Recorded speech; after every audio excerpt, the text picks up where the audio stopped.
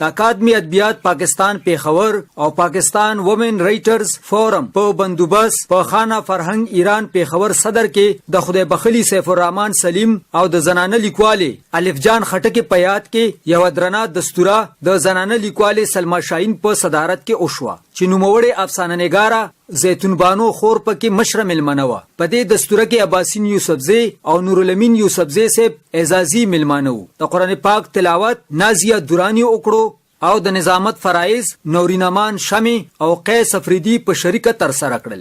د اکادمی ادبیات پاکستان پیښور ډایریکټر سید ولی خیال مومن او د پاکستان وومن رائټر فورم صدر کلثومزی بیبی راغلو ملمنو ته هرکلی وي. په دې موقع د پښتو ژبې د خدای بخلی لیکوال سیف الرحمن سلیم او د نوموړي زنانه لیکواله الف جان خټک په فکروفن سید ولی خیال مومن، کلثومزی بیبی، قیس افریدی، انور زیب، داور خان داود، مراد علی مراد، وزیر شادان، نورین امان شمع، زیبا افریده، غزاله غزل، زبیده فردوس زوبی، عباسین یوسفزی، نورالامین یوسفزی، زیتون بانو بیبی او سلما شاهین په منظوم منصور او په زبانی انداز کې رڼا واچوله. حیات اقبال حیات، ریډیو پاکستان پیښور.